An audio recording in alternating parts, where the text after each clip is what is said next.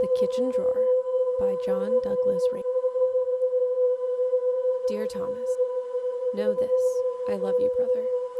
I'm not sure what you will find waiting for you on the kitchen counter beside.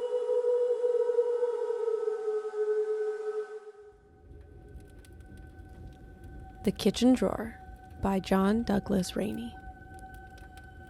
Dear Thomas, know this, I love you, brother.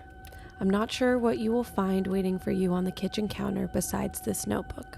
Hopefully nothing, but it wouldn't hurt to check the floor to make sure a finger or two hasn't rolled under the counter. You and I have just hung up on the phone and you're on your way here. This gives me enough time to write this letter and finish what I started. I want you to understand that I only threatened to burn this place down with me inside it to force you to come. It was the only way I could get you to leave the city and drive to the farmhouse. You would have thought I was mad if I told you over the phone that I solved the mystery as to why no one has ever found Mom's body. The answer lies within the kitchen drawer. Of course, I'll be gone by the time you get here. I'd say goodbye in person, but for me, I accept my current physical state as a steady process of my own doing over the past 24 hours. For you, seeing me, or should I say what's left of me, would be a frightful shock. As you know, Carol and the kids moved in with her new boyfriend last year. What you don't know is that my life has spiraled downward ever since.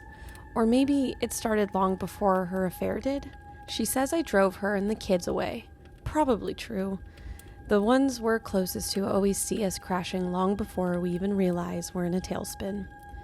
Not long after they left, I lost my job. I stopped paying the bills, stopped socializing. Regrettably, I even stopped socializing with you. I stopped everything. Well, not everything. The bottle has become my companion. I guess I'm more like Dad than I ever wanted to be. So of course, I was drinking when Carol showed up at my apartment and demanded that I sign the divorce papers.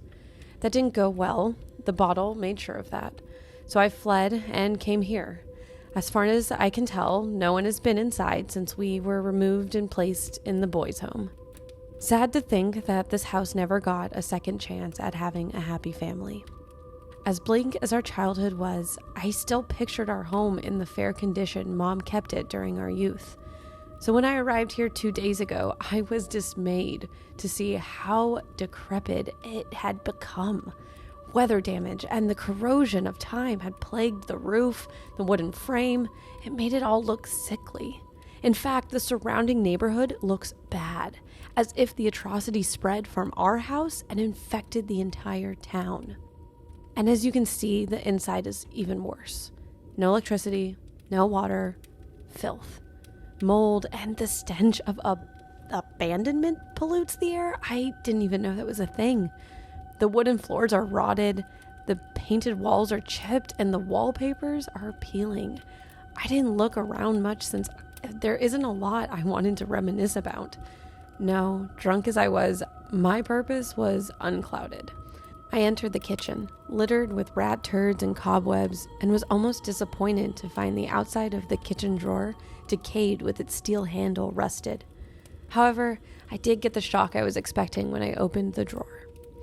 Empty, clean, unchanged with time. Look for yourself, Thomas, but I warn you, do not put anything in the drawer. Not yet. With great curiosity, I examined the drawer.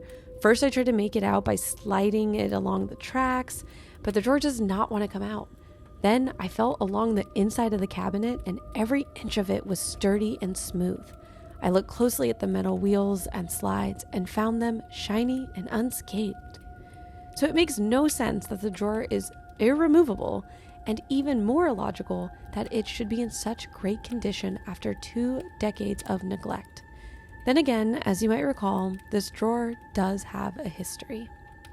Mom would always complain that the cabinet was too darn big to keep important papers in. Nevertheless, it became the one place in the house where she and Dad put all kinds of stuff. And it was Mom who used to say that the drawer ate the stuffing. Bills, letters, pens, pencils. Whenever Dad was furious about a bill or anything with pertinent information getting lost, Mom would swear that she put it in the drawer and now it's gone. Dad would then beat her. Later on, she would tell us that the drawer ate whatever she got punished for losing. It wasn't her fault. We'd agree, but how awful it must have been for Mom to feel patronized by her own children while nursing black eyes and swollen lips. Harden your heart, dear brother, for you must read the words you have never permitted me to speak in person. In respecting your wishes, I have kept a dark secret not even Carol nor the police who interrogated us that night are privy to. For on that night that Dad killed Mom, I saw the drawer eat something.